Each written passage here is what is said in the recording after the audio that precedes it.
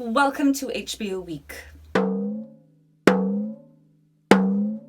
I want to start off with a series that came out last year November, I think, that was highly anticipated, called His Dark Materials.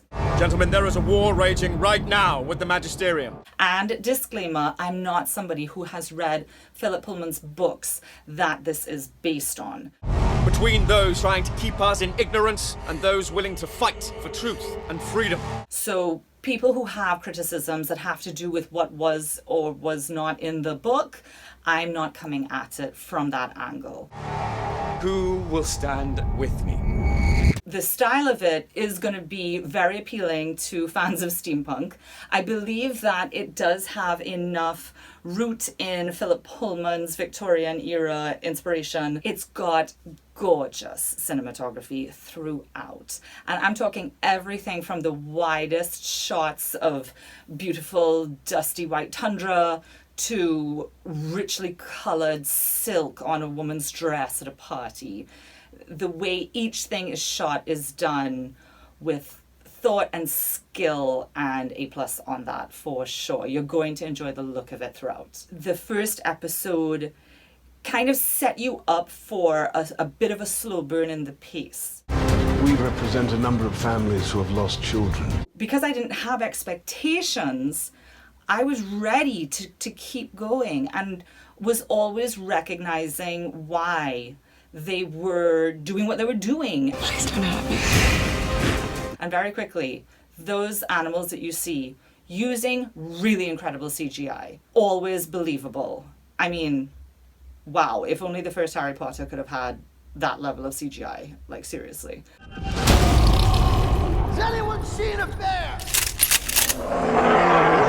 The demons represent these people's souls in this dimension, in this world. It's not just a pet. This is actually like a physical part of them that exists outside their bodies and is represented in animal form. I read reviews where there was criticism that they didn't make it as important. Well, guys, you might think so, but I got it. I totally got it. It was established when that demon was threatened, which happens more than once, and you felt the importance. I read a really interesting thing just now, because I did a little prep before this, about a character that you do not see in the trailers. And that is this character who exists in kind of the world that's closest to our world. And I now know that that's because he comes out in book 2, if you're following the books.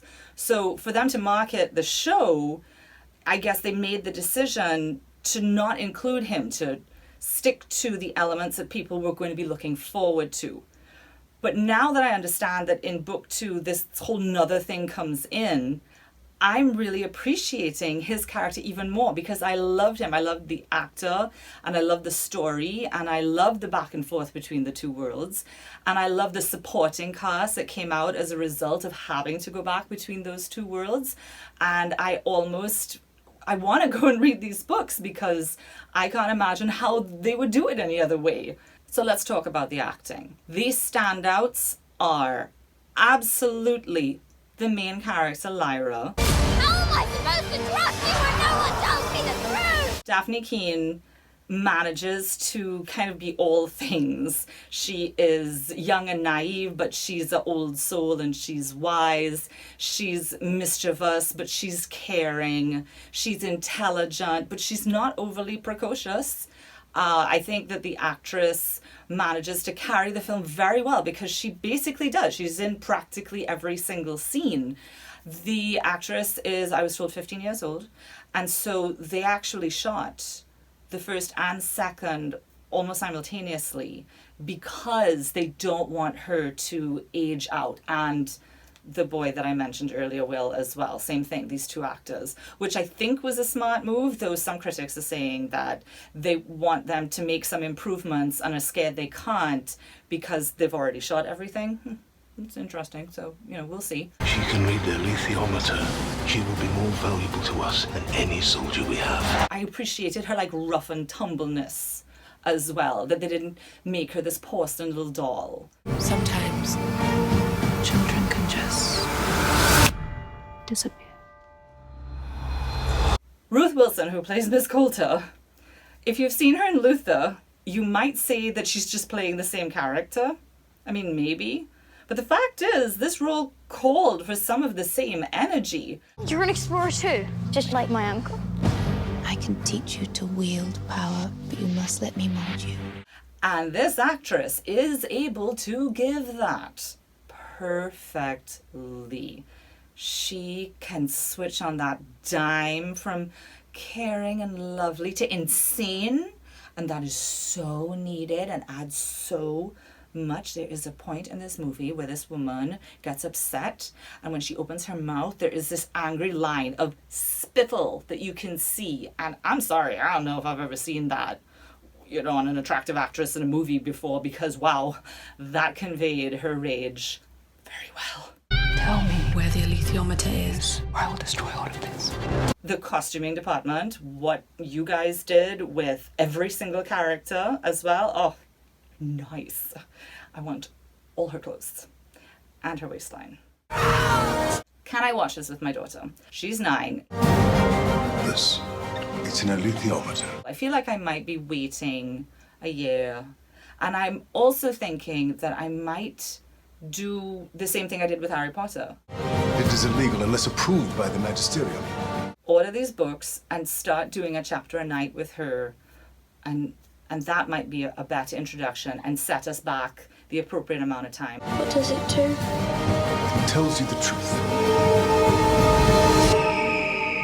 So there's a lot of uncertainty as to how various productions are being affected by worldwide pandemic issues where people can't come together and work physically. There's a lot of speculation that they've shot enough and their schedule should be intact. Most people are predicting that they'll do it exactly a year apart, so November 2019, November 2020. I hope that's true. That will be wonderful.